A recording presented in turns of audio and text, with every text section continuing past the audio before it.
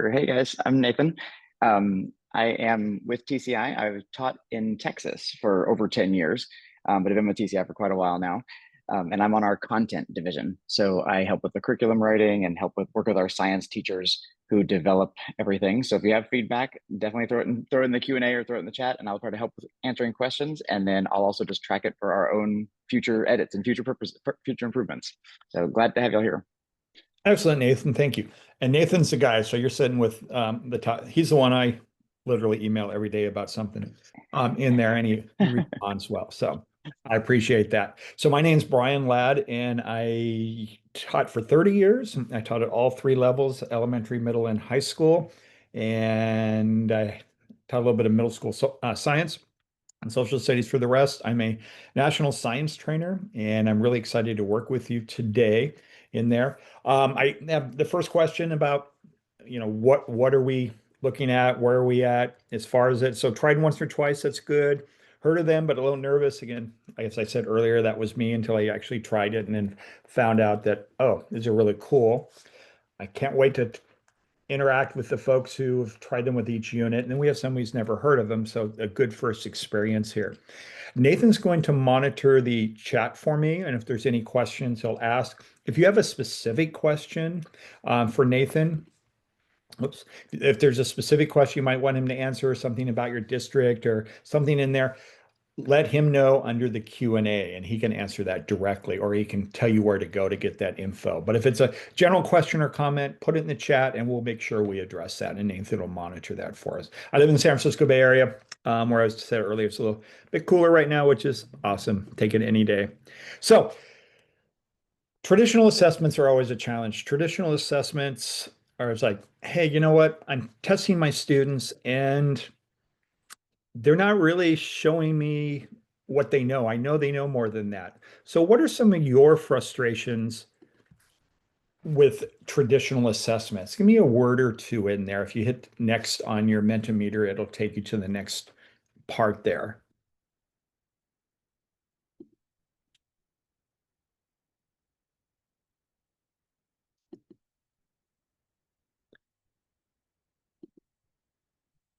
Go ahead and put it in that Mentimeter if you have the Mentimeter going. Just hit next question. Lack creativity, resourceful, boring, limited, helpful, cool.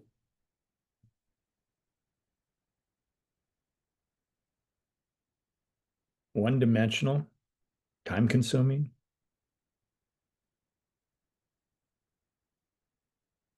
Those are great. A lot of what I expected. I do find them helpful sometimes because we have to assess.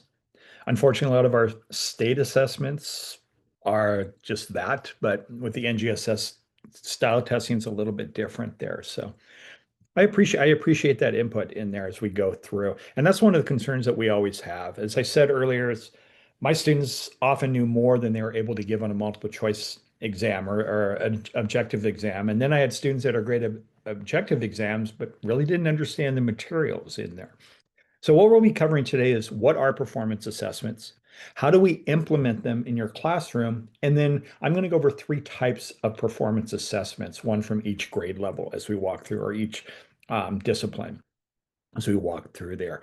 And again, please feel free to ask questions at any point. This is the TCI discipline specific. Here's our earth space science. And then underneath is our life sciences and our physical sciences. Some of you, if you're in California, and I know at least a district in Missouri uses the integrated science, where that with sixth grade, we've integrated the earth space sciences and the life sciences, and seventh and eighth, we've integrated all three disciplines together. And I'll use the units from those, but I'll also let you know which particular curriculum they come from in there. So we have both the 9 discipline specifics or the 3 integrated there, and this applies for all of them. So what are performance assessments? It's where we have a culminating performance assessment where for each unit, the students apply knowledge and skills to solve a real world problem related to the unit storyline and the anchoring phenomena. This is critical because as we teach our students, as you know, with TCI, we have lessons and not chapters. As we teach them lessons, They, as well as us as adults, tend to compartmentalize each individual lesson and not apply it. So as we start each unit with a unit phenomena, we take those lessons and then we apply it. And in the end, we solve a real world problem or we create something that shows what we learned and how all these lessons apply to this unit storyline and anchoring phenomena. The performance assessments allow us to demonstrate understanding of the 3Ds of NGSS, the SCPs, the DCIs, and the CCCs there. I'm going to assume you know those. If not, we'll have a different conversation on the side about those later on. And performance assessments are alternatives to standard objective tests at the end of a unit. There is nothing wrong with standard objective tests, but sometimes we need to assess in multiple ways. Or I saw boring, lack creativity. This gives your students the ability to show what they learned in a very different way. I know some teachers who will do the performance assessment and then give a short NGSS style objective test on top of that. So they give their assessments in multiple parts there. So why should we use them? Because students demonstrate the understanding of a unit's concept through story-driven performance assessments, not just through one and done or a one-off type of question, but they're using the concepts and we have a storyline, and that storyline is embedded throughout the unit. The assessments, again, real world problems, lots of critical thinking and problem solving skills. We're in that depth of knowledge DOK levels 3 and 4 as we go through. So they're conducting experiments, solving problems, demonstrating what they have learned, not just hopefully have memorized and can regurgitate. Again, NGSS is about processing though. Students are assessed not only what they know, but their ability to think like scientists. I will tell you in our assessments, we do have sections about thinking like a scientist. So it is in those more traditional assessments, but they're always thinking, planning, looking at criterion constraint, looking at their parameters, their cause and effect relationships within these performance assessments. And then finally, it gives our students a more holistic view. It gives us a more holistic view of our student progress. Traditional tests say, okay, we know they've got this standard down, this standard down, this standard, but because they've met that specific objective, but what is the deeper learning? What are the essential skills that they've learned that can apply to future endeavors? Yes, they got through this test, but how can they apply these skills later on as we walk through? So these are a number of reasons we use performance assessments. Types of performance assessments, many of you are doing these already. Hands-on experiments beyond the investigations within the lesson.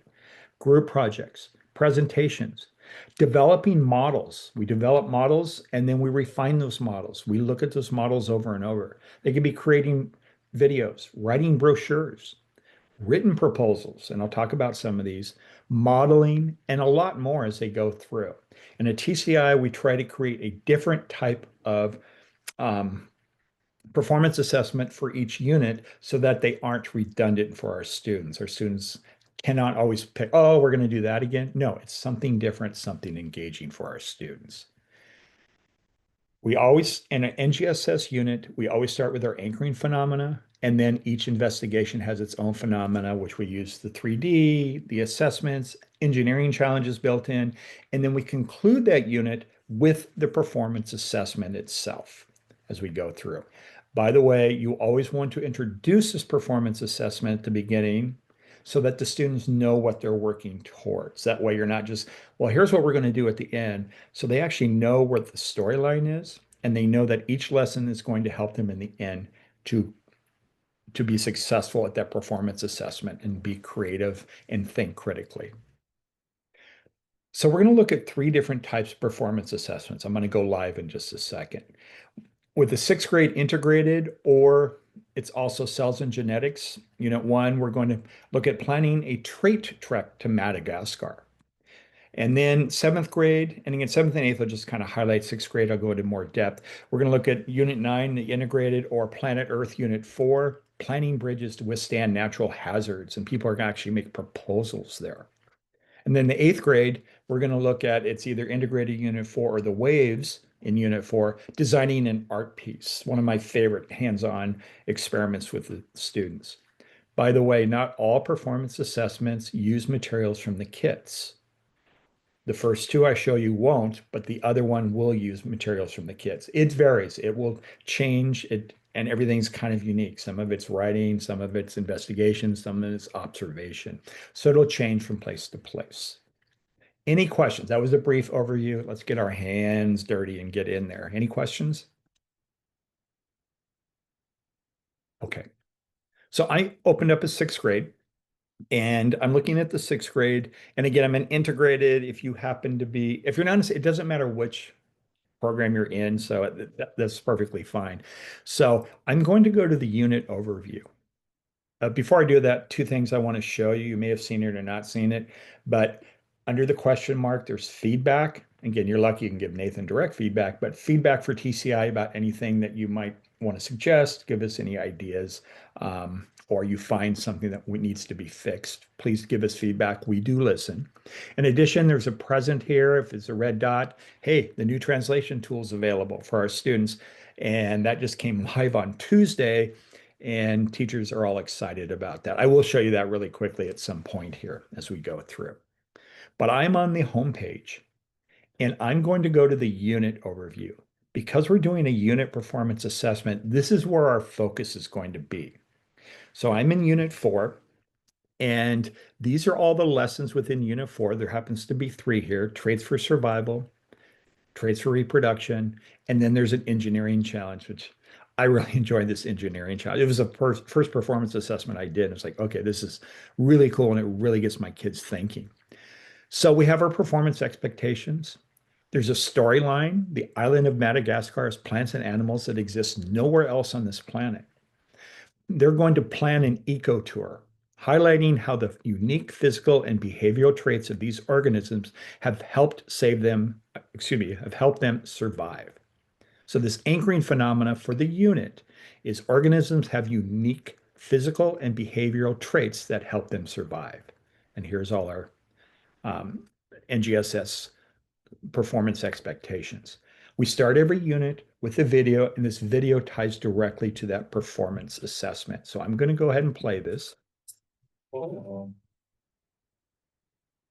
Madagascar is an island country in the Indian Ocean off the coast of Southeast Africa.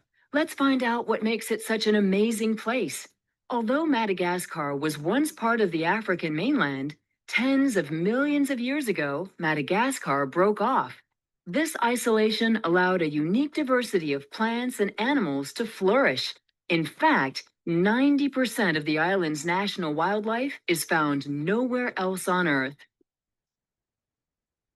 You might have heard of the ring-tailed lemur, but did you know that there are as many as 100 species of lemurs in Madagascar alone? They range in size from the tiny mouse lemur to the 6-kilo sifaka. None of these lemurs exist in the wild anywhere else in the world.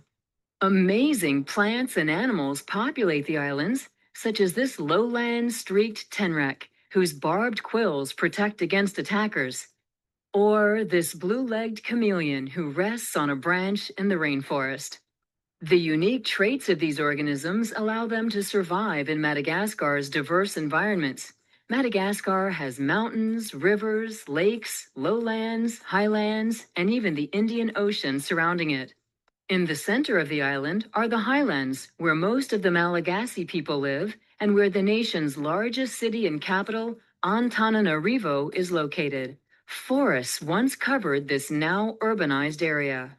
Madagascar's rainforests are found on the east coast of the island, while on the west side, there are needle-like mountains and canyons forming a unique habitat that rare species call home.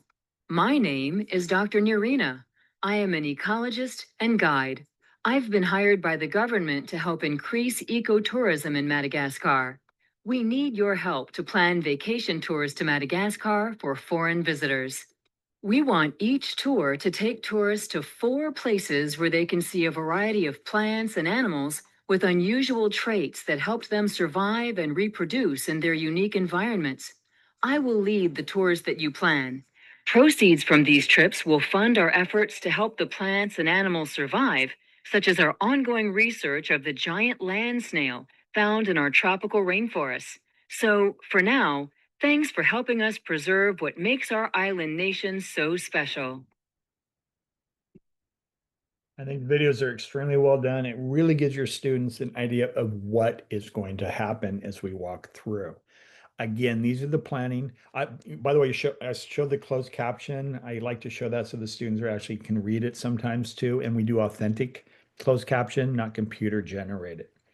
So under here, we have a number of different projects, but the performance assessment is right here. Performance assessment, planning a trait trek to Madagascar.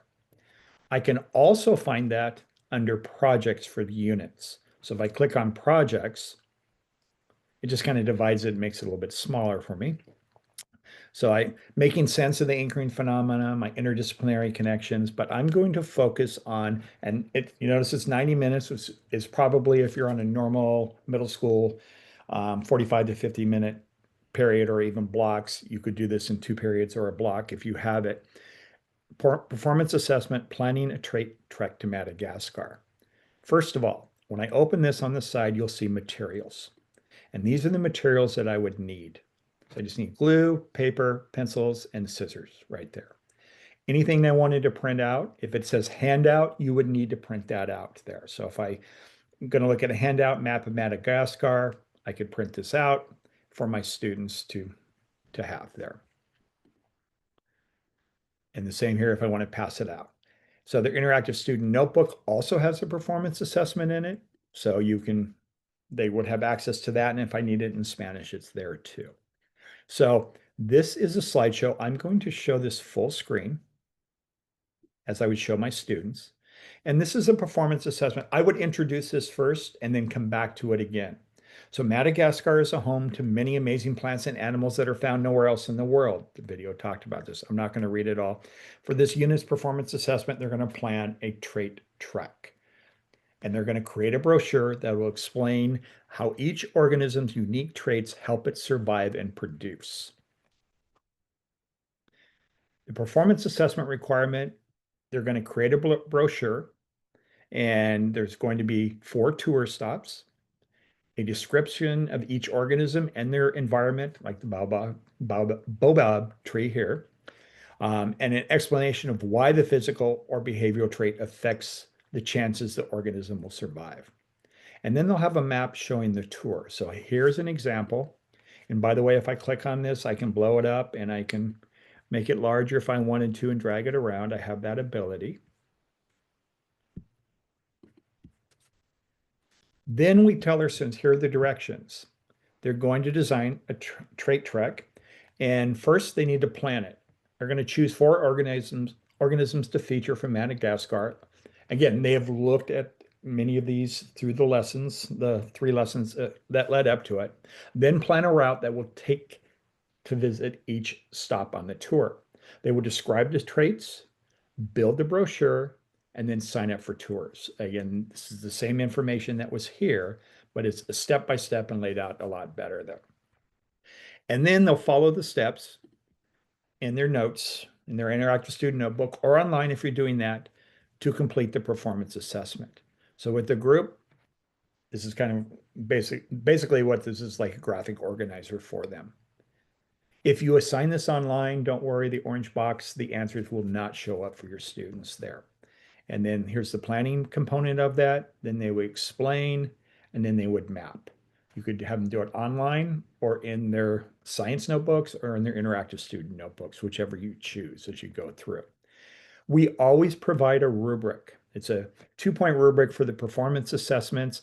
And so I made the mistake when I first started teaching of giving rubrics afterwards, and the kids go, why didn't I see this ahead of time? So give it to them ahead of time, let them look at the rubric and know how they can get the points as they're going through. So the rubric is right there for your students. And then after they complete it, we do the unit wrap up, and then we discuss what are 2 kinds of traits that help in an organism's survival or reproduction. How can you tell if a trait is important to an organism's survival? And you can read the rest. For those of you who may not know, if I click on the purple button, it will give an answer. It doesn't always give the answer, but it helps for our students who are both visual and auditory learners, not just one or the other there.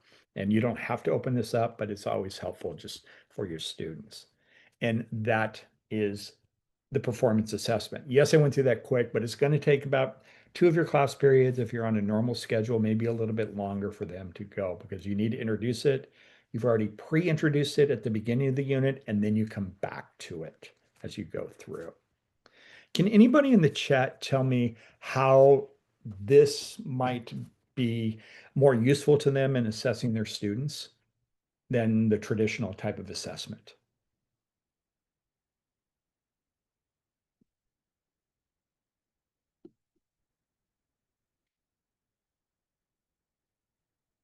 Test anxiety. Awesome. Which most of our kids do these days. Thank you, Emily.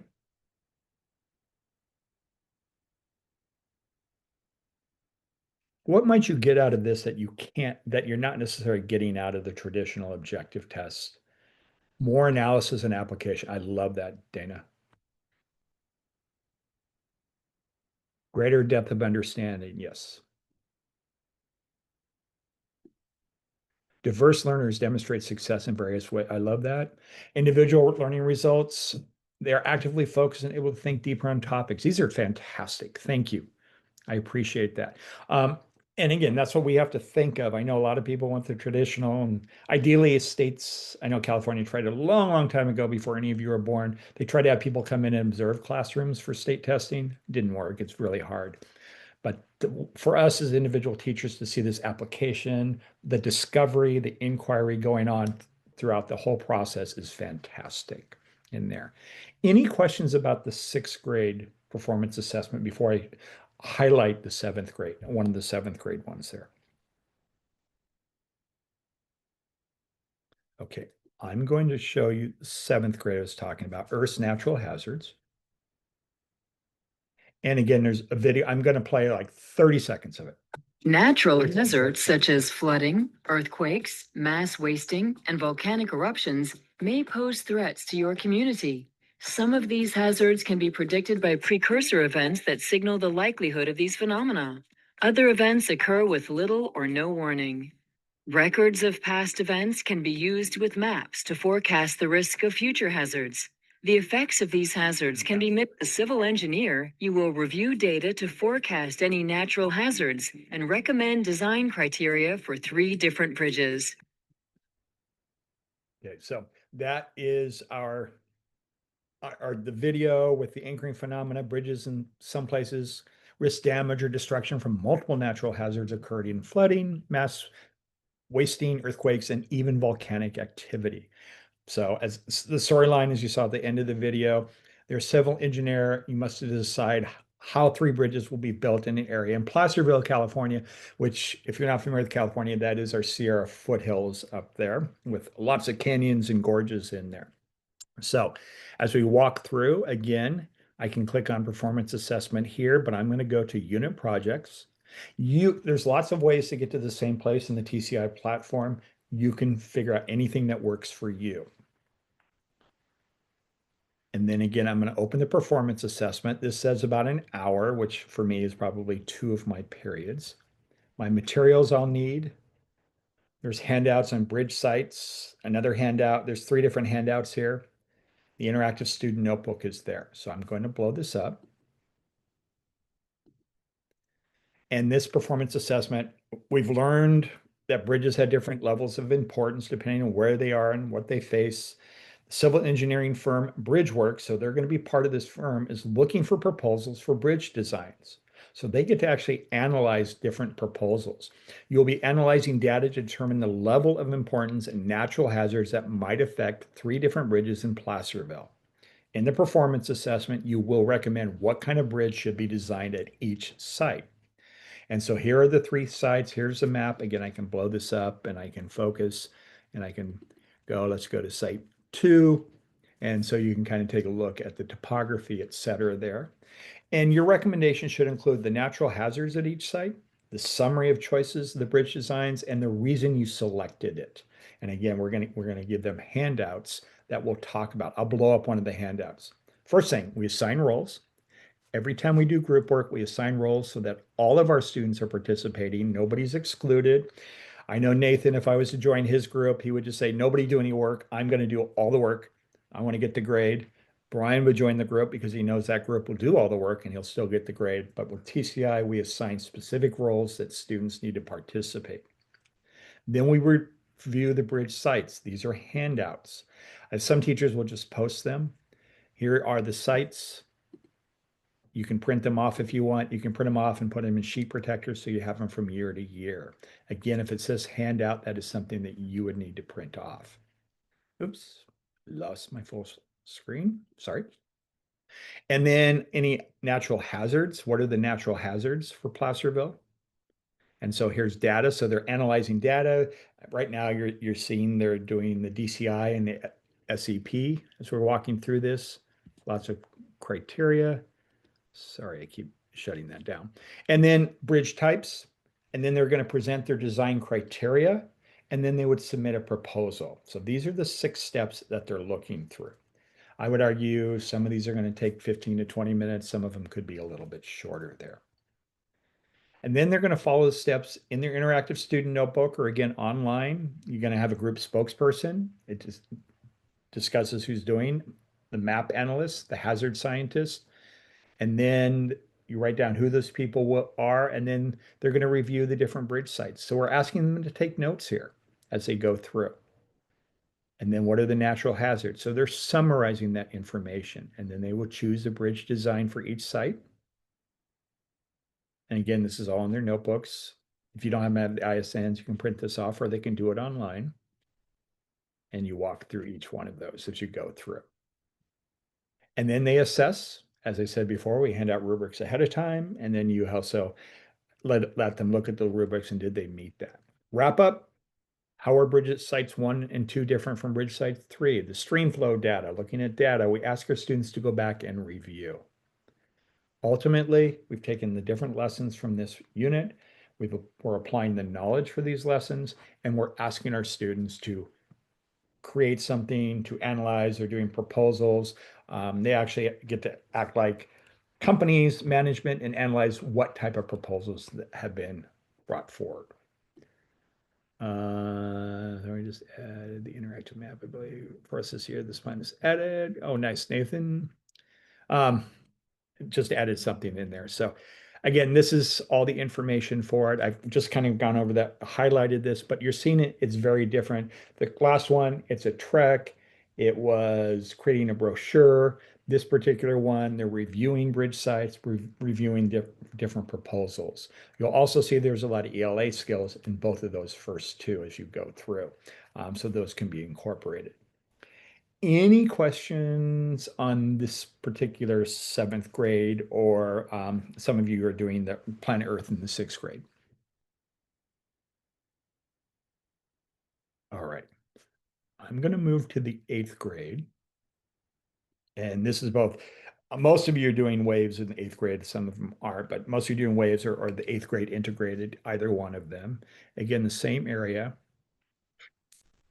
Oh, and Brian, there is a question in chat now from Reese. For project, how are you successfully integrated students with special needs who may not be able to analyze the degree of other students? That's when you can do an ability pairing in there. Also, when you're looking at the, I'm going to look at the overview. I know the lesson overview. Within the lesson overview, we'll make suggestions for differentiating, because ultimately it's each one of the lessons that become part of this performance assessment. So you can differentiate under the differentiation, your EL students, your students who are reading and writing below grade level, which I happen to have a lot, special needs, advanced learners. What can I do for these particular lessons? And then apply that same thing to the unit performance assessment.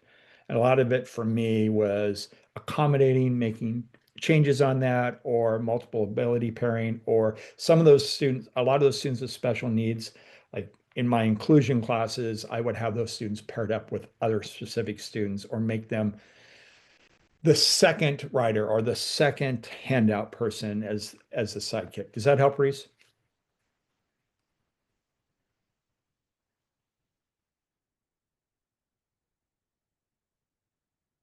Somewhat. You want me to go again? I had an inclusion class where I had a number of special needs students. Can also list the number of requirements or listen the first page.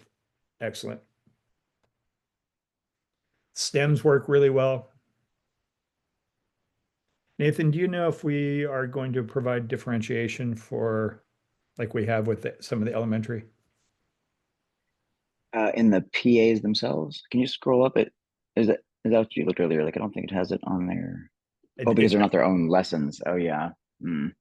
it doesn't Yeah, because there. they're in the unit projects. Yeah, I have differentiated just using like which of those steps that are in there because like the PAs always have like a zillion steps in them. So the easiest way to differentiate is really like you're just going to reduce the number that you need them to do and how far you want them to go. So like instead of analyzing 5 elements, they're just analyzing 3 elements. Yep. Excellent. And that happens, or pick one particular component of that to analyze, and they become the experts on that in there. I agree with you. Biggest issue comes when typical students feel held back with something is learning, especially in group, because other people are getting it and some aren't there. So that's a great question there. I'm going to go to the 8th grade. We don't have the absolute answer for you, Reese, for bit piecing in place. Put things like that in the feedback for us because we do listen. I know at elementary, we've actually added other ways, and we do that within the lessons themselves, but the unit performance assessments is an area we might want to do there. So bingo. I'm in the 8th grade now. Again, this would be Waves Unit 4 or the integrated 8th grade. And I'll show a bit of this, not the whole thing. Like water waves, light is also a type of wave that you experience in the world around you every day. But if you pay close attention, there are many things that light does that you might not find so easy to explain. Have you ever wondered how you can see reflections in a window and see through the window at the same time? Why does the bottom of a swimming pool seem to move? But Fast will forward. you be able to design key properties of light waves? Will you be able to design and build something that is not only artistically pleasing, but can also clearly explain the science behind the amazing properties of light? Best of luck with this truly exciting challenge. So what students are going to be doing here is they're actually going to be going into the materials kits and getting materials. They've used a lot of these materials already in the lessons. There are 2 lessons, wave model of light and properties of light waves, where they're using amplification and other key components here. And they're going to actually produce a light show. And I'm going to walk into that. So again, I'm going to go to projects. And I'm going to go to the performance assessment. Here are the materials I'm going to need. And all of these materials here are all in the kits themselves. So you've got blue flashlights, green, red, etc., filters, etc., through there. The written components are in your interactive student notebook. So I'm going to go full screen again. And so what they're going to do, they've looked at amplification, reflection, it's absorption, etc., these key vocabulary words, and they're going to show what they've learned. And they're going to create a light art piece that demonstrates the many amazing properties of light, as the video described. It's part of a museum presentation of their art piece. They're also going to write a script for an audio tour. So now we're including a lot of ELA skills as we go through. And this script will explain it explains each of the properties of light your piece demonstrates. So how are they going to dazzle museum visitors? So the performance assessment requires, and they're looking at all the vocabulary: reflection, absorption, transmission, refraction. Okay, and then the application of these ideas as they walk through. I'm reading what Sarah had to write. I love that, Sarah. Excellent in there. So again, key vocabulary, and then they've got to demonstrate that as they walk through. So design their light art show. They're going to assign roles. Again, we assign roles. Plan your light art piece. So there's a planning part. We always want them to look at their criteria and constraint. What are those tools we have? What are we supposed to accomplish? They're going to write an audio tour, draw a map of their light art piece, and then plan the presentation itself. And then, again, as always, when they have roles, here's the roles, who is doing which of these roles as they walk through. And again, you could pair somebody else with it if you need to have multiples. I tended to always have that student who was absent a lot, so I would piggyback them on somebody else as we go through. Here's our assessment, the rubric for the art piece as they walk through. And then when we wrap it up, what properties of light did your art piece model? How did the structure of the items include materials they are made of? That's really important because we give them these materials. How did you use these materials? How did constructing your art piece change your understanding of the properties of light? And when I've watched this in classes, and I've taught this a couple times, I get these big aha moments like, oh, that's what we were talking about in those lessons. I wish I knew that for the assessment we did earlier. Were there any ways your classmates demonstrated the property lights that surprised you? And you know your kids are ingenious in what they're doing and how they're doing it. And kids are always amazed. What I would do with this, I had the students in different stations. And as they went from station, I would have them then move from station to station. Or if I had large groups, I would actually have half of the students rotate and they would explain as the students walk through. I personally never had time for students to walk through everybody's, but I might have them present whole class, or I might have smaller rotations as we walk through there so that, because kids love to show what they've done. They love to show what they've accomplished, and they do some incredible things with these performance assessments in there. Questions about this particular performance assessment? And again, all of this is right here as you go through. Okay. I do want to show you one other thing before I go back. Under reading, in our reading, you may or may not have seen this already, was introduced on Tuesday. You now have the ability, you see there's a new button. And if I highlight a passage, I can click on this button and it will, somebody asked Ukrainian, I assume, have a pop-up box and it will translate. Подивіться на склянки на фотографії. And the AI will come out too. I believe, I could be wrong, it's supposed to be up to 100 languages at some point, but this was the initial that's coming through. It only translates the reading itself within the reading section. It doesn't translate anything else, unlike our Spanish, which will translate almost the entire program into Spanish. But this is another one of those aha moments for teachers who are like, whoa, this is really cool because I have so many languages in my class in there. So, and it is AI generated, but it's a fantastic tool that just came live. And why do we have it? Because teachers requested it under the feedback there. Questions about that before I go back to I just wanted to share that before I forget to do that there. Okay.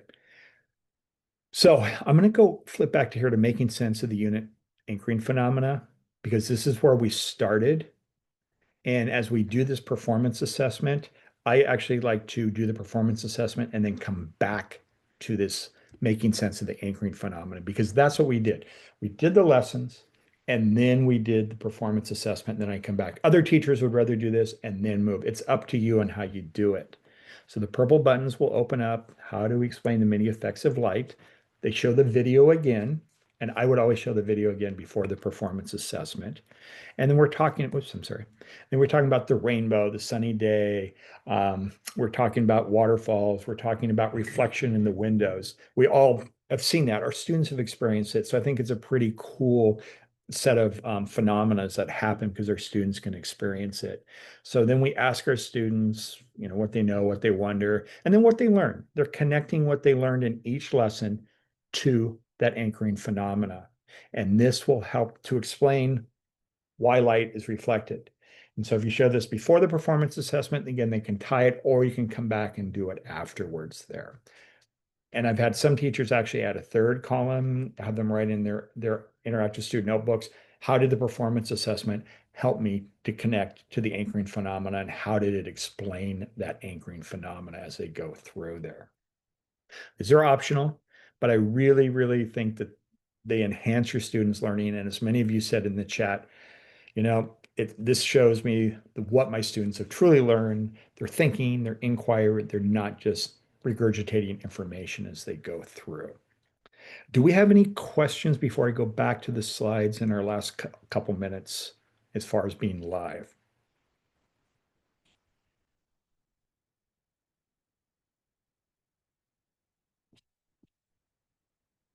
Okay, feel free to ask them as we go through.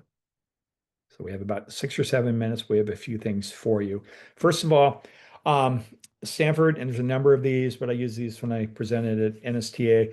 There's some short performance assessments that you can get if you get this QR code. They have a bunch of them for different grade levels. They're about 20 to 40 minutes long, these performance assessments, which would be in addition. They're not TCI, but it's really cool to see what other people have done.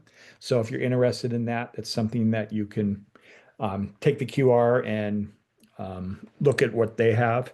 I'm one of those people. I'm a hunter-gatherer. I go out and try to find as many different sources as possible.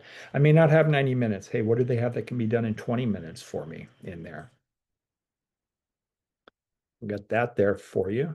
Actually, and I'll come back to it. Any questions? Okay. So again, TCI, constant professional development, that is up here at the top. The number of courses that you could take. I don't take the courses. I look and say, you know what? I need to know what's new this fall. So I'm just going to click on here. And I want to look at something new. And we have screencasts for everything as we go through. Many of you are grading online. The grade tool program is changing. So there will be, if you go to the grading section, it will show you the new grading as you go through. And that's located either under support or under professional development. Under support, very quickly, we also have skills and toolkits. I know you've been shown this before, but often we forget. But here's my skills and toolkits: scientific skills, asking questions, CER, engaging evidence, engineering practices and toolkits. So there's a lot of PDFs, Blackline Masters, reminders, readings for you to help you to get this information and building skills with your students. What's new? Always have product updates. Facebook group. It's really good. Having followed that since a little bit before COVID, but COVID and on, teachers are constantly sharing what they're doing, sharing best practices. It is monitored by us, so it doesn't get wild or off center. And there's some really valuable things in there. We're also on X and Instagram. Again, I talked about the PD.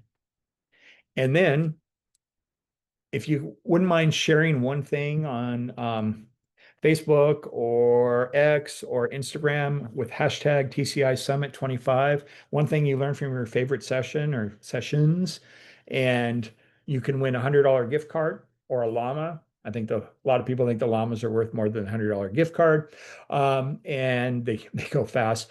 And we will have 3 winners that will come out. Sometimes they do more, and that you'll be notified and they'll be sent to you in August. So you have that ability. Just hashtag TCI Summit 25.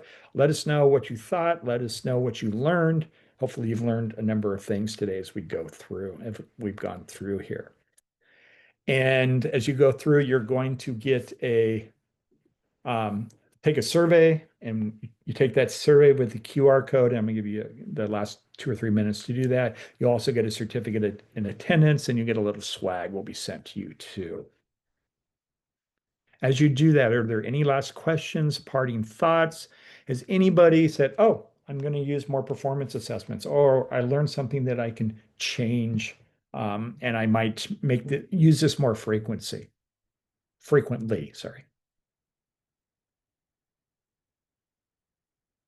I know you're filling out your survey, so.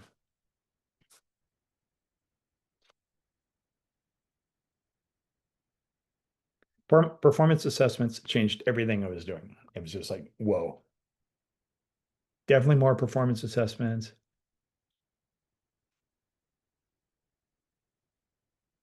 Until we go, yeah. One of the things you might also consider is that you don't always have to do every lesson in order to do the performance assessments. Sometimes people say, I can't do it because I haven't done every lesson. You don't have to. And you don't have to do every investigation either. And we actually suggest which ones. That's great to hear, Hillary. Again, often we're intimidated. It's like, how do I do this? Where do I do this? What does it fit in? Is it just superfluous extra stuff? No, I really think it's incredibly valuable for our students because it's hands-on, it's inquiry, it's application, and it's truly a culminating assessment for our students. The designers did a fantastic job with this. Okay, if you don't have anything, we're hanging out for a couple more minutes. If you don't have anything else, please have a fantastic summer. I really appreciate you and value everything you do. You set foundations for high school and for others. Again, I've taught at all 3 levels. And so thank you again for what you do. Enjoy the rest of your summer if you have more summer left. If not, have a fantastic beginning of your school year. Thank you very much.